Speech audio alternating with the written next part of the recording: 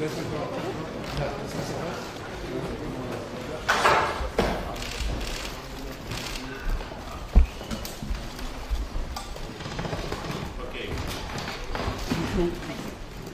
là.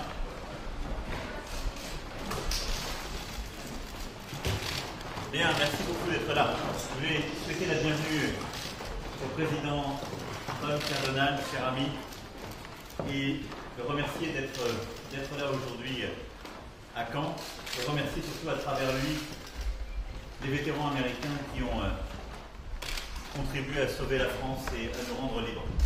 Je crois que ce matin, ce que nous avons vécu ensemble pour célébrer le D-Day, célébrer le rôle de ces vétérans américains était un moment important. Cette promesse de Normandie, que nous l'avons évoquée ce matin, c'est aussi ce que nos deux pays ensemble continuent de faire sur le plan international pour préserver la démocratie, la liberté, et nous allons avoir l'occasion d'en parler. C'est l'action qui est la nôtre, ensemble, en Afrique, au Levant, sur des sujets de crise internationaux, parce que les valeurs que nous portons nous dépassent. C'est pour cela que je suis très heureux que le président Trump soit en France et que nous puissions ensemble travailler l'un avec l'autre. I will say a few words in English and I will repeat exactly what I said. I wanted first to thank you, dear Donald, President Trump, for your presence here in this place, and thanks to your country, your nation, and your veterans.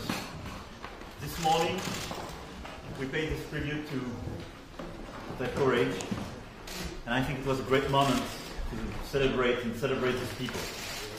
And I think your presence here to celebrate them and their presence is for me the best evidence of this unbreakable links between our two nations, from the very beginning of the American nation and all over the different centenaries. I think this message they convey to us, and our main tribute, is precisely to protect freedom and democracy everywhere. And this is why I'm always extremely happy to discuss with you in Washington, in Paris, or everywhere in country days, because we work very closely together. Our soldiers work very closely together in Sahel, in Iraq, in Syria. Each time freedom and democracy is at stake, we work closely together and we will follow up. So thanks for this friendship. Thanks for what your country did for my country. And thanks for what we will do together for both of us and the rest of the world. Thank you very much. Thank you. Thank you very much. Thank you. Well, thank you very much. And I will say we've had great success working together too. Whether it's the Caliphate, whether it was a couple of other things we did militarily, and you know what I'm talking about. And, your military is excellent. My people report back, they say it's absolutely excellent, but they work very well together. This was a very special day, and I want to thank you for inviting me. This was something that was, we read about it all our lives, Normandy. And there were those that say it was the most important ever, not just at that time, but ever. And to be a part of it and to have number 75 years was very, very special. So we very much appreciate it. We met some great people today, some tremendous people, some very brave people. And I look forward to coming back. We'll be coming back. Hopefully over the years we'll be coming back. But it's a very special place. It's an amazing place. And it's somewhere when you think of those places of great importance, this is certainly one of the top. In the eyes of some, it's the top because of what it meant in terms of the turnaround of a very, very bad situation. That was the big turn. So I really enjoyed it. Seeing it firsthand was something, and we're going to be now discussing, first of all, this beautiful place where we ended up. I hope everybody can appreciate. I'd love you to maybe tell some of the folks in the media, just a quick, like you did me, how it started with Napoleon. It's a very interesting place that we're in. And as you know, France has many interesting places, but we'll be discussing, to me, just as interesting as trade and military and all sorts of things. So we're going to spend a little time together. And then I'll be going back probably tomorrow morning or tomorrow afternoon. We've pretty much finished up. We've had a very hectic schedule. Most of you have been with us from the beginning, but it's been a beautiful schedule. We got to know the Queen. The Queen is a great woman, as you know, and we had a very, very good talk with the United Kingdom and a lot of good talks on trade. You know what's going on over there. It's a complex subject because of Brexit. Nobody knows where it ends up, but I know it's going to end up very well. And then we came here, and a lot of people are anxious to see what we're going to be doing together because, as you know, we know what a lot of other people don't know, we're doing a lot together.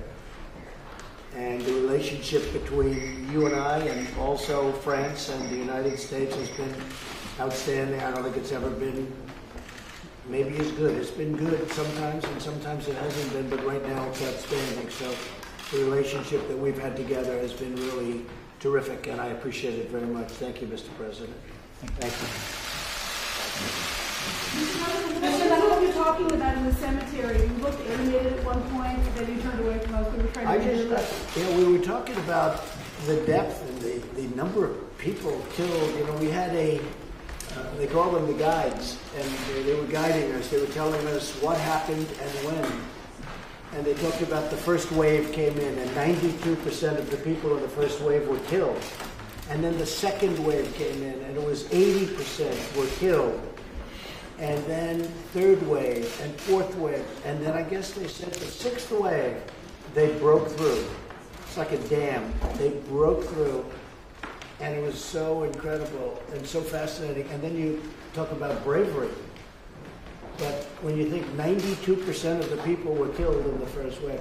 So it kept going down, down, down, and then they break through. And it's a lot of courage and a lot of heartbreak, but an incredible victory. It's one of the most important victories, wouldn't you say? So you might want to respond. No, but you're perfectly right. We had a lot of discussions indeed, and all these events were described.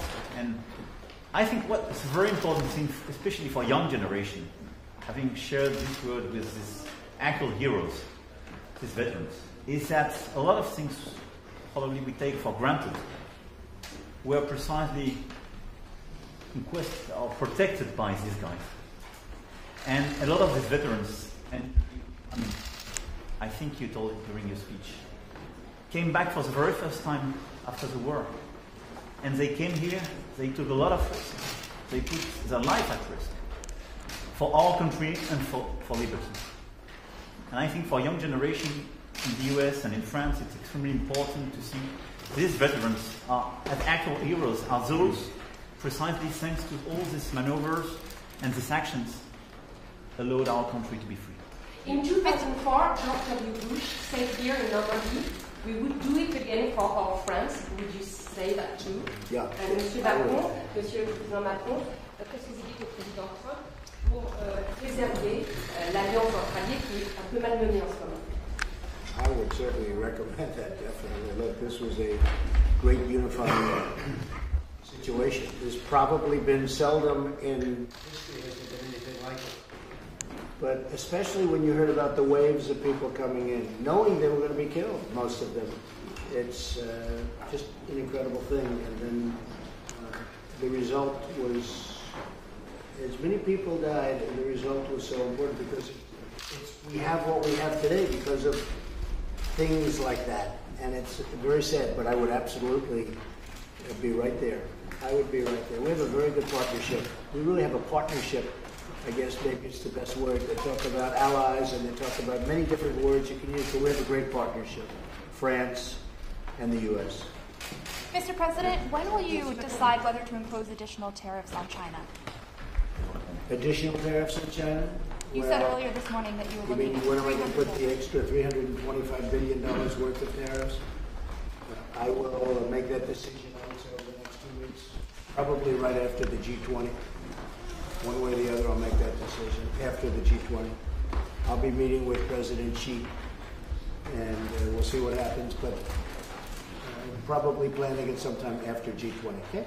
Thank you. Par rapport à votre question, nous avons aujourd'hui, le Président l'a dit, une relation extrêmement forte, et nous sommes, qu'il s'agisse des opérations que nous menons en Afrique ou au Levant, extrêmement liés.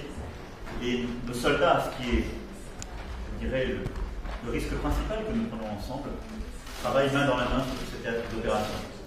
Nous allons aujourd'hui évoquer beaucoup de sujets de tensions internationales, évidemment l'Iran, le Moyen-Orient et d'autres sujets. Et à chaque fois, je crois qu'il est important que nous puissions avoir une vue commune.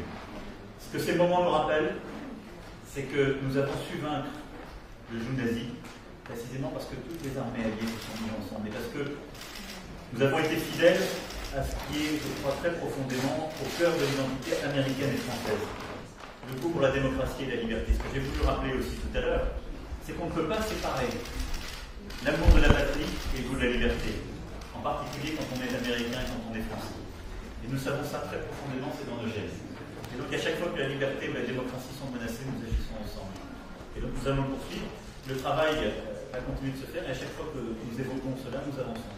Donc dans l'heure qui vient, nous allons sur chacun des sujets du moment bâtir des positions communes pour pouvoir avancer.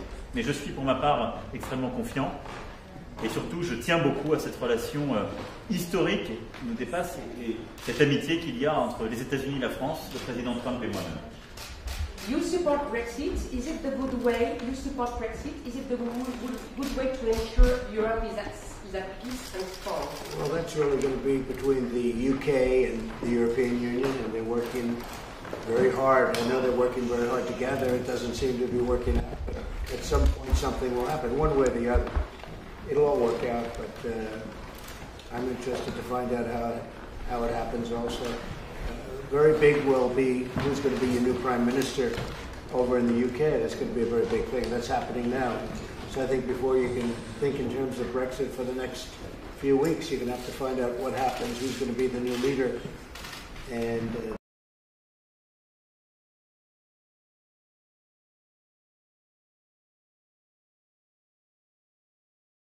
having spent so much time with the Queen, who I think is an incredible lady.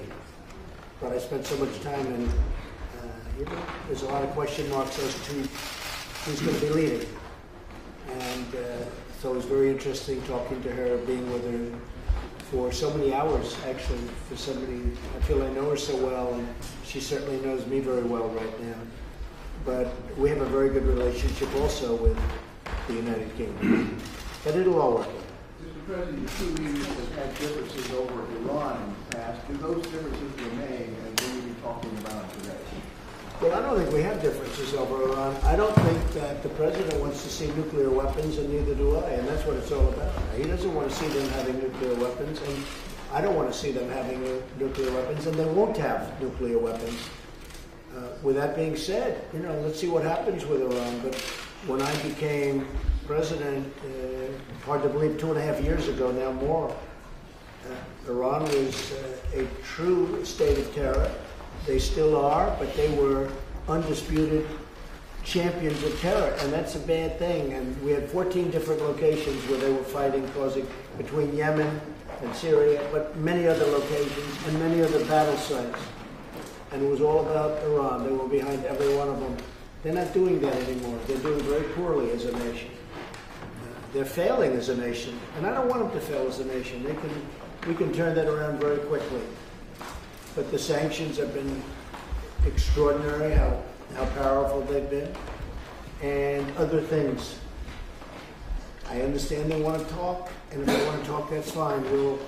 We'll talk. But the one thing that they can't have is they can't have nuclear weapons, and I think the president of France would agree with that very strongly. I think that he would agree that they cannot have nuclear weapons. I think we do share the same objective on Iran. What do we want to do?